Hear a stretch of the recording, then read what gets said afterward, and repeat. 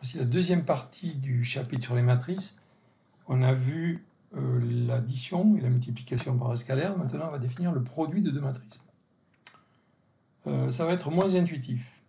Il ne s'agit plus d'un produit terme à terme. Ce produit terme à terme, il existe, mais il n'est pas intéressant. Je l'ai mis en note. Il s'appelle produit de Schur ou produit d'Adamard, mais ce n'est pas celui-là dont on va parler. Le produit de deux matrices, le produit standard, c'est un produit dit ligne par colonne.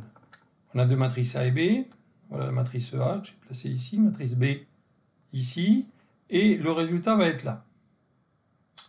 Donc je vais me déplacer sur une ligne de la matrice A, me déplacer sur une colonne de la matrice B, et je vais comme ça trouver le coefficient correspondant dans la matrice résultat. Je vous fais un exemple tout de suite, pour que vous compreniez. Je commence avec deux matrices carrées, faire simple, et je vais chercher le coefficient qu'il y a en haut à gauche. Première ligne, première colonne. Donc je parcours la première ligne, rouge, première colonne, bleu, et je fais les sommes. 1 fois 1, plus 2 fois 0, plus 3 fois moins 1, plus 4 fois 1. C'est détaillé ici, ça vaut 2. Bon, je peux faire pareil à côté. Première ligne, deuxième colonne, 1 fois 2, 2, plus 2 fois 1, 2, ça fait 4. Après, il n'y a que des zéros, ça ne va pas bouger, donc 4. Première ligne, troisième colonne, 9. Et je continue. Si je veux voir d'où vient le 5, là, c'est dernière ligne, dernière colonne, ça fera 1 fois 4. Il y a des zéros, ça ne compte pas. Plus 1 fois 1, 4 et 1, 5. Si les matrices ne sont pas carrées, ça peut quand même marcher. Regardez ici, si je fais première ligne par première colonne, je peux faire les calculs. Première ligne par deuxième colonne, ça fait 12. Je peux continuer comme ça. Deuxième ligne et troisième ligne. Bon, alors, ça marche quand les matrices sont carrées, de même taille. Et ça marche aussi à condition que le nombre de colonnes de la première matrice soit égal au nombre de lignes de la deuxième matrice. Pour que je puisse faire comme ça mes sommes de produits, il faut qu'il y ait 4 éléments dans la première ligne et ici 4 éléments dans la première colonne, autant d'éléments dans l'un que dans l'autre. Donc ça veut dire que le produit de deux matrices, ça n'existe pas tout le temps. Donc première chose, premier élément très important, le produit de deux matrices n'est pas toujours défini. Il faut absolument que la première matrice ait autant de colonnes que la deuxième matrice a de lignes. Alors, si on écrit ça de manière plus mathématique, on peut voir ça comme ça. Si j'ai une matrice A qui a n lignes et p colonnes, et une matrice B qui a p lignes et m colonnes, j'aurai mon résultat, ça sera une matrice avec n lignes et m colonnes. Vous voyez, le p il a disparu. Donc là j'ai n lignes p colonnes, là j'ai p lignes et m colonnes. Et ici, je vais avoir un élément qui va avoir le nombre de lignes de la première matrice, grand A, donc n, et le nombre de colonnes de la deuxième matrice, c'est-à-dire m. Donc j'aurai un élément de m, n, m de k. Donc j'ai deux matrices, et puis j'aurai une troisième matrice qui n'aura pas la même forme. Si vous regardez, si je reviens là, regardez, là j'ai 3 lignes et 4 colonnes, fois 4 lignes et 2 colonnes, et à la fin, j'ai une matrice avec 3 lignes et 2 colonnes.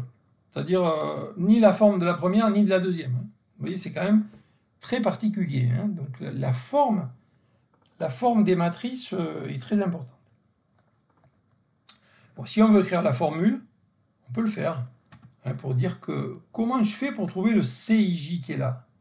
Il faut que je fasse cette ligne fois cette colonne, c'est-à-dire AI1 fois B1J. Plus, à côté, ça serait AI2 fois B2J. Plus, le dernier IP fois BPJ. Bon, je peux écrire ça. au lieu de le détailler, je peux écrire ça avec un sigma. Ça va faire sigma pour k égale 1 AP de AIK BKJ. Vous voyez, quand k égale 1, ça fait AI1 B1J, plus, puisque c'est sigma, A I2 B2J, etc., etc. Donc ça, c'est la définition purement mathématique du produit de deux matrices. Propriétés. Alors, il y a des propriétés qui sont tout à fait remarquables. Première propriété, c'est la non-commutativité. Et donc ça, c'est quelque chose qui est quand même très étonnant. C'est-à-dire que voilà, pour la première fois, vous avez un produit qui n'est pas commutatif. Alors pourquoi c'est pas commutatif? Parce que si les matrices ne sont pas carrées, il se peut très bien que les produits n'existent pas.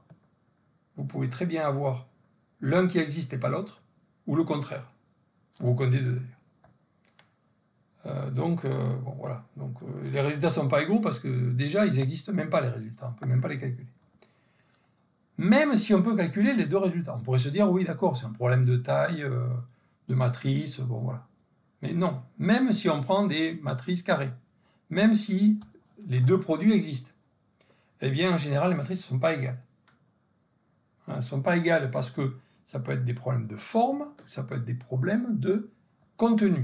Donc là, voilà un exemple avec des problèmes de forme. Si je prends le produit d'une matrice ligne par une matrice colonne, il y a une ligne et il y a une colonne. Donc c'est normal que ça me fasse ici une matrice avec une ligne et une colonne. C'est une matrice, il n'y a qu'un nombre dedans.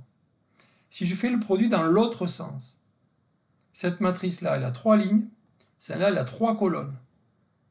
Ça va me faire une matrice 3-3. Vous voyez, première ligne par première colonne, A carré.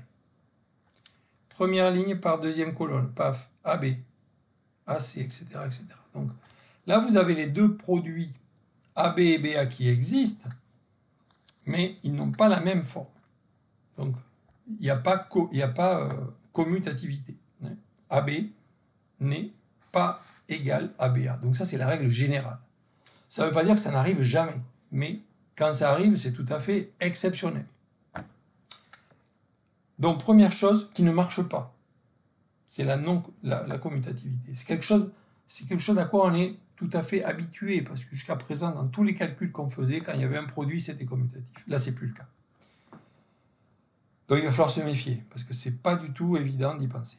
Deuxième chose, encore une propriété qu'on est tout à fait habitué à utiliser, et qui s'appelle, dont vous connaissez peut-être pas le nom, qui s'appelle l'intégrité. L'intégrité, c'est le fait que quand vous avez, ça se traduit par la propriété de Q, R ou C, qui dit qu'un produit de facteur est nul si et seulement si au moins des deux facteurs est nul. Donc en général, quand on veut résoudre des équations, si on peut, on factorise. Et après on dit, voilà, j'ai factorisé, j'ai un produit de facteur qui est nul, ça veut dire qu'au moins un des facteurs est nul. Donc ça se traduit par lambda fois mu égale 0, si et seulement si lambda égale 0, ou mu égale 0. Pour les matrices, c'est faux. Par exemple, si je prends le produit, là, vous voyez, de cette matrice de 2 par cette matrice, si vous calculez le produit, ça fait la matrice nulle. Pourtant, il n'y a aucun des deux qui est nul. Donc, deuxième source d'erreur, deuxième difficulté qui arrive, c'est que ce n'est pas intègre. Donc, ce sont deux gros écueils. Vous allez devoir vraiment lutter pour essayer de ne pas oublier ça. Alors, ça a des conséquences, en général, parce que si, vu comme ça, vous y pensez, mais par contre, regardez, la situation qui va se produire, ça va être ça. Imaginez que vous ayez AB égale à C. Donc, dans ce genre d'égalité, si vous étiez avec des nombres, vous pourriez être tenté de dire je vais simplifier par A. Bon, simplifier, c'est un mot qui est utilisé pour les nombres, mais c'est pas terrible parce que on ne sait pas trop ce que ça veut dire, quoi. Ça revient à barrer le A si vous voulez, mais en fait c'est pas très mathématique tout ça. Ce qu'on peut faire, si on a AB égale à C, ce qui est sûr, c'est qu'on peut tout faire passer à gauche, par exemple, et factoriser. Ça, on a bien le droit de le faire.